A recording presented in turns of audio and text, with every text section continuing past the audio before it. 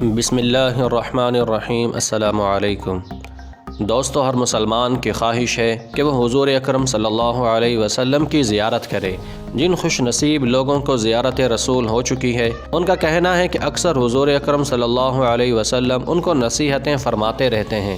ایک ایسا ہی واقعہ ہم آپ کی خدمت میں لے کر حاضر ہوئے ہیں، جس میں ایک شخص کو حضور اکرم صلی اللہ علیہ وسلم کی زیارت ہوتی ہے اور آپ اس کے ذمے ایک کام لگاتے ہیں۔ دوستو، ویڈیو میں آگے بڑھنے سے پہلے آپ لوگوں سے گزارش ہے کہ اگر آپ نے ابھی تک ہمارے چینل کو سبسکرائب نہیں کیا تو اسے سبسکرائب کر دیں، کیونکہ ہم ایسی اسلامی اور انفارمیشنل ویڈیوز لاتے رہتے ہیں۔ ایک شخص نے خواب میں نبی کریم صلی اللہ علیہ وسلم کو دیکھا۔ آپ صلی اللہ علیہ وسلم فرما رہے تھے کہ بغداد میں فلاں مجوسی سے جا کر کہو کہ تیری دعا قبول ہو گئی ہے۔ تو یہ شخص کہتا ہے کہ میں بیدار ہو کر سوچنے لگا کہ میں بغداد کیسے جاؤں۔ اسی سوچ و بچار میں پورا دن نکل گیا اور میں سو گیا۔ دوسری رات بھی یہی خواب دیکھا۔ جب تیسرے دن بھی یہی خواب نظر آیا تو میں نے سواری لے کر بغداد کا رخ کیا اور اسی مجوسی کے پاس پہنچ گیا اور اس کے پاس جا کر بیٹھ گیا۔ وہ بہت مالدار تھا۔ اس نے پوچھا کہ کوئی ضرورت ہے؟ میں نے کہا اکیلے میں بتاؤں گا۔ تو کچھ لوگ چلے گئے اور اس کے چند ساتھی رہ گئے۔ میں نے کہا انہیں بھی باہر بھیج دو، تو وہ بھی باہر چلے گئے۔ تو میں نے کہا کہ اللہ عز و جل کے رسول صلی اللہ علیہ وسلم کا قاصد ہوں، انہوں نے تمہیں پیغام بھیجا ہے کہ تمہاری دعا قبول ہو گئی ہے۔ مجوسی نے حیرت سے پوچھا کہ کیا تو مجھے جانتا ہے؟ میں نے کہا ہاں۔ اس نے کہا کہ میں تو اسلام اور محمد صلی اللہ علیہ وسلم کی رسالت کا منکر ہوں۔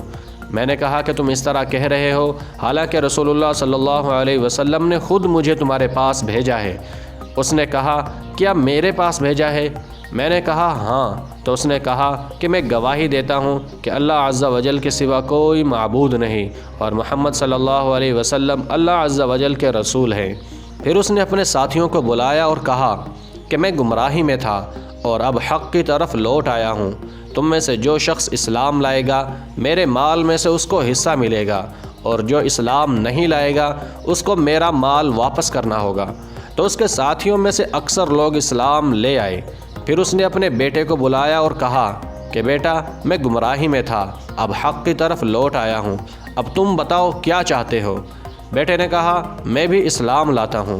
پھر اس نے اپنی بیٹی کو بلایا اور اسے بھی دعوت اسلام دی، وہ بھی اسلام لے آئی۔ پھر اس نے مجھ سے کہا کہ کیا تجھے معلوم ہے کہ وہ دعا کیا تھی جو میری قبول ہو گئی؟ میں نے کہا مجھے وہ دعا معلوم نہیں کہ آپ نے کیا مانگا تھا۔ تو اس نے بتایا کہ جب میں نے اپنے بیٹے کی شادی کی تو دعوت کا اہتمام کیا اور طرح طرح کے کھانے بنائے۔ میرے پڑوس میں سادات میں سے کچھ غریب لوگ رہتے تھے۔ میں لوگوں کو کھلانے کے بعد تھک گیا تو میں نے خادم کو کہا کہ اوپر کی منزل میں میرا بستر لگا دو، میں سونا چاہتا ہوں۔ جب میں سونے گیا تو میں نے پڑوس کی ایک بچی کی آواز سنی۔ وہ کہہ رہی تھی کہ اماں جان، اس مجوسی نے اپنے کھانے کی خوشبو سے ہمیں تکلیف پہنچائی ہے۔